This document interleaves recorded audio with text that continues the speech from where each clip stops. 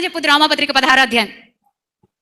రోమపత్రిక 16వ అధ్యాయంలో మొట్టమొదట అపోస్తులైన పౌలు గారు అద్భుతమైన ప్రయాణాలు 3 ప్రయాణాలు చేశాడు. అపోస్తులైన పౌలు గారు అద్భుతమైన ప్రయాణాలు చేసిన వ్యక్తి.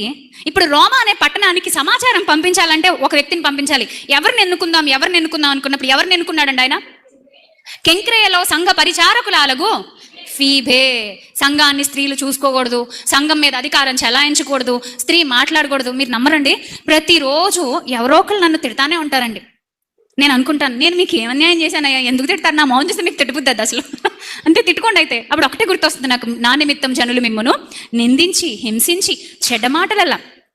మీరు నమ్మరు, మొన్న ఆదివారం పిల్లలకి క్లాస్ చెప్పాను, యూత్ క్లాస్ లైవ్ వచ్చింది కదా.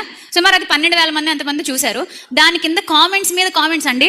ఎవరో ఒక అతను పని కట్టుకుని పొద్దున్నే లేసి కాఫీ అయినా తాగేవాడలేదు తెలియదు, కానీ పొద్దున్నే మెసేజ్ పెట్టేవాడు నాకు. అంటే పర్సనల్గా కాదు, ఛానల్లోనే పెడితే కామెంట్స్లోకి వస్తుంది కదా. అసలు పొద్దున్న ఇంత ఖాళీ ఎక్కడైంది మనిషికి అనుకునేదాన్ని. ఏమన్నాడు తెలుసా? భారతదేశ సాంప్రదాయాన్ని పాడు చేస్తున్నారు మీరు, బైబిల్ అనేది చిన్నప్పటి నుంచే వీళ్ళ బుర్రలోకి ఎక్కిస్తున్నారు. ఎవరు చెప్పాడు మీకు ఇలాంటి మాటలు చెప్పమని? మిమ్మల్ని ఎవరు ప్రోత్సహిస్తున్నారు? దేశాన్ని మార్చేయబోతున్నారు. అతను అంటాడు కదా కామెంట్ చేసి, దయచేసి ఇలాంటి వాళ్ళని ఎవరు ప్రోత్సహించకండి. త్వరలోనే సుమారు అతను ఒక నెంబర్ చెప్పాడండి, గుర్తురాట్లేదు సరిగ్గా, 2044 అట. 2044 కల్లా ఇలాంటి వాళ్ళు, అంటే నాలాంటి వాళ్ళు భారతదేశాన్ని క్రైస్తవ దేశంగా మార్చేసట. మిగతా వాళ్ళందరినీ తరివేస్తామట, మిగతా వాళ్ళందరినీ హింసిస్తామట. ఈ పిల్లలందరినీ ఇప్పుడు నేను టెర్రరిస్ట్ లాగా తయారు చేస్తానంట.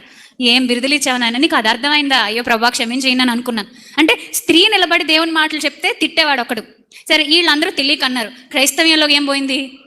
క్రైస్తవ్యానికి ఏమైంది? క్రైస్తవ్యంలో ఉండి కూడా ఏమంటారు మళ్ళీ, నువ్వు సంఘంలో వాక్యం చెప్పొచ్చా? ఇప్పుడు కూడా లైవ్ జరుగుతుంటే వదిన మాట్లాడుతుంటే కింద ఎవరో పెడుతున్నారు. అంటే మరి అది పాత మెసేజ్ లేదా అదే నాకు తెలియదు, ఎవరో పంపించారు స్క్రీన్ షాట్ తీసి. ఎందుకు మీరు మాట్లాడుతున్నారు? స్త్రీ బోధించవచ్చా? దేవుడు అధికారం ఇచ్చాడా? అసలు ఏంటంటే నాకు అర్థం కాదు. రొట్టె ద్రాక్షారం తీసుకుంటున్నామంటే ఆయన మరణమును గురించి ప్రచురము చేయాల్సిన బాధ్యత నెత్తి మీద నువ్వు ఒప్పుకొని నువ్వు సంఘంలో నిలబడుతున్నావు. అబద్ధాలు ఆడుతున్నావు అయితే మరి ఒప్పుకుంటావు కదా, బయటికి వెళ్ళి అబద్ధాలు ఆడుతున్నావా? అబద్ధాలు ఆడే భక్తి ఏం భక్తి? దేవుడు ఎక్కడ ప్రోత్సహిస్తాడు అది కదా. అంటే ప్రతి ఒక్క స్త్రీ, ప్రతి ఒక్క పురుషుడు ఖచ్చితంగా దేవుని బలాన్ని పొందుకోవాల్సిన వాళ్ళమే. మరి బలహీనులు అని దేవుడు అంటాడా? ఒకసారి ఆయన కోణంలోంచి ఆలోచిద్దాం. నువ్వు బలహీనరాలు, నువ్వు నాకు పనికి రావు అన్నాడా దేవుడు ఎవరినైనా? బలహీనులను సైతం వాడుకున్నాడా లేదా? అయితే ఈ బలహీనత కొన్నిసార్లు శారీరక బలహీనత కావచ్చు, కొన్నిసార్లు మానసిక బలహీనత కావచ్చు. అయితే దాన్ని ప్రభు కన్ఫెస్ చేసేట్లే, కన్ఫామ్గా నువ్వు వింతే అని స్త్రీని ఒక చోట కూర్చోబెట్టాలనుకోవట్లేదు. స్త్రీలు భావోద్వేగాలతో ఎక్కువ నిండుంటారు కాబట్టి ఆ మాటలు మాట్లాడడం జరిగిందే తప్ప స్త్రీ యొక్క పనిని, స్త్రీ సామర్థ్యాన్ని తక్కువ అంచనా వేసి కాదు. ఇది మీ అందరికి అర్థమైంది అనుకుంటున్నాను. రోమపత్రిక 16వ అధ్యాయంలో ఎంతో మంది స్త్రీలు మనకు కనబడతారు. ఒక స్త్రీ గురించి జ్ఞాపకం చేసిన మాటలు ముగిస్తాను. రోమపత్రిక 16